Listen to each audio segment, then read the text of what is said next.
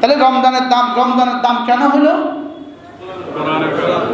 আচ্ছা, রমজানের কারণে যদি কোরআন দামি হয়, তাহলে রমজান দামি না কোরআন দামি? হ্যাঁ, তাহলে রমজানের রোজার ইহতেমাম যতটা করি, কোরআনে কারীমের ইহতেমাম তো তার চেয়ে বেশি করা উচিত কি? আচ্ছা, রমজানের কারণে কোরআন দামি, তাহলে রমজান তো শুধুই 1 মাস, আর কোরআন কত মাস? কোরআন 12 মাস। কোরআন কত মাস? সুবহানাল্লাহ। রমজান তো শুধুই রোজা দিনের বেলায়, আর কিয়ামুল লাইল তারাবি হলো রাতের বেলায়, আর তাহাজ্জুদ হলো ভোর রাত্রে, সাহরি হলো ভোর রাত্রে, ইফতার হলো সন্ধ্যা বেলায়। আর কোরআন কোন কোন বেলায়? কোরআন সব বেলায়। সুবহানাল্লাহ। কোরআন কোন কোন বেলা? কোরআন সব বেলা। কোরআন সকাল বেলা, কোরআন দুপুর বেলা, কোরআন বিকেল বেলা, কোরআন সন্ধ্যা বেলা, কোরআন রাতের বেলা। সুবহানাল্লাহ। যে কোরআনকে দিনেও পাহারাদারি করেছে, রাতেও পাহারাদারি করেছে, দিনেও তেলাওয়াত করেছে, রাতেও পড়েছে, হাসরের ময়দানে কোরআন বলবে, আল্লাহ আমি দিনে তাকে খেতে দেই নাই, রাতে তাকে ঘুমোতে দেই নাই।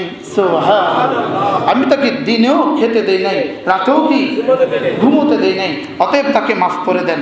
এই জন্য মেরে ভাইও, রমজান মাস দামি শুধুই কোরআনে কারীমের জন্য। বলেন, রমজান মাস দামি শুধু কি? বলেন, কোরআনে কারীমের জন্য রমজান মাস দামি। এই জন্য রোজার তো ইহতিমাম অবশ্যই করব, তারাবিরও ইহতিমাম করব, আর সাথে সাথে প্রতিদিন কিছু না কিছু তেলাওয়াতের ইহতিমাম করব। যারা তারা হাফেজে কোরআন, এদের কথা তো আলহামদুলিল্লাহ, এরা তো 10 খতম কেন, এরা 50 খতমের বেশি পড়ে। যারা হাফেজ সাহেব আছেন, তাদের 1 পারা তেলাওয়াত মুখস্থ করার জন্য তারা 50 বার 100 বার পড়তে হয়। সকাল থেকে সন্ধ্যা পড়তে থাকে, দেখবেন পড়তে পড়তে আসে, আবার সালাম ফিরে পড়তে শুরু করে। ঠিক না বেঠিক? তাহলে হাফেজে কোরআনদের তো আর কথা নাই। আমরা যারা গায়ের হাফেজ আছে, কমপক্ষে রমজান মাসে 3 খতম কোরআনে কারীম পূর্ণ করব ইনশাআল্লাহ। যারা আমরা পড়তে পারি, বলেন যারা আমরা কি পড়তে পারি, তারা কি করব? অবশ্যই 3 খতম পড়ব। আল্লাহ আমাকে তৌফিক দান করেন, আমাকে তৌফিক দান করেন। তাইলে রমজান মাসে সবচেয়ে বেশি ইবাদত হলো কোরআনে কারীমের তেলাওয়াত। নফল ইবাদতের মধ্যে সবচেয়ে বেশি ইবাদত কোনটা? তাহলে রমজান দামি হয় আল্লাহর মহব্বতের দ্বারা। 2 নম্বরে রমজান দামি হয় কোরআনে কারীমের তেলাওয়াত দ্বারা। রমজান দামি হয় কিসের দ্বারা?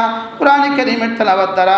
এই জন্য হযরত ইব্রাহিম নখী রাহমাতুল্লাহি আলাইহি, আল্লাহু আকবার কাবীরা, وكان النخعي يفعل ذلك في العشر الأواخر منه خاصة وفي بقية الشهر في 3। হযরত ইব্রাহিম নখী রাহমাতুল্লাহি আলাইহি জীবনে প্রত্যেক 3 দিনে 1 খতম কোরআন শরীফ পড়তেন। সুবহানাল্লাহ বলেন। আচ্ছা, আমি জীবনে কখনো 3 দিনে 1 খতম পড়ছিনি। উনি প্রতি 3 দিনে 1 খতম কোরআন শরীফ পড়তেন। হযরত ইব্রাহিম নখী রাহমাতুল্লাহি আলাইহি জীবনে প্রত্যেক মাসে 3 খতম কোরআন শরীফ, 3 দিনে 1 খতম করতেন। 3 দিনে 1 খতম। আচ্ছা, 3 দিনে 1 খতম হলো মাসে কয় খতম? বছরে কয় খতম? আচ্ছা, 40 বছরে কয় খতম হয়েছে? সুবহানাল্লাহ বলবেন না? আমাদের গোটা জীবনে কয় খতম হয়েছে? আল্লাহ। হযরত কাতাদা রাদিয়াল্লাহু তাআলা আনহু ইয়াখতিমু ফি কুল্লি 70 দাইমা। হযরত কাতাদা রাদিয়াল্লাহু তাআলা আনহু প্রত্যেক 7 দিনে 1 খতম কোরআন শরীফ পড়তেন। وفي رمضان في كل 3। আর রমজান মাসে 3 দিনে 1 খতম পড়তো। আমরা আগের মাসে যদিও পড়তাম, রমজান মাসে আর এতটাও সুযোগ হয় না দোকানদারির কারণে। কি বাস্তব না বাস্তব? কারণ রমজানের আগের মাসে রাত দোকান বন্ধ করতাম রাত 10টায়, আর রমজান মাসে তো দোকান বন্ধ করি রাত 12টা 1টা। রমজানের দোকানদারির সময় আপনাদের বাড়ে না কমে? হ্যাঁ,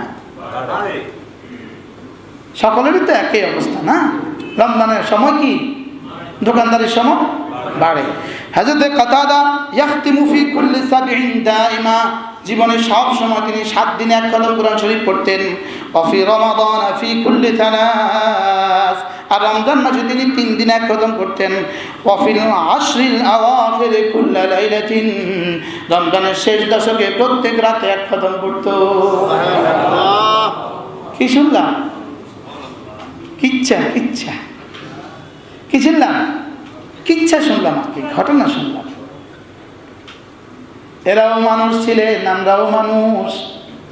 এরাও মুসলমান ছিলেন, আমরাও মুসলমান। এরাও মুমিন ছিলেন, আমরাও মুমিন।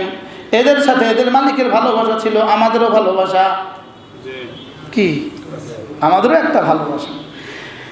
ইমাম জুহরি রহমতুল্লাহ আলাইহি ইদা দাখালা রমাদান, ইমাম জুহরি রহমতুল্লাহ আলাইহি যখনই রমজান মাস দাখিল হতো তিনি বলতেন ফাইন্নামা হুয়া তিলাওয়াতুল কুরআন ওয়া ইতআমুত তাআম।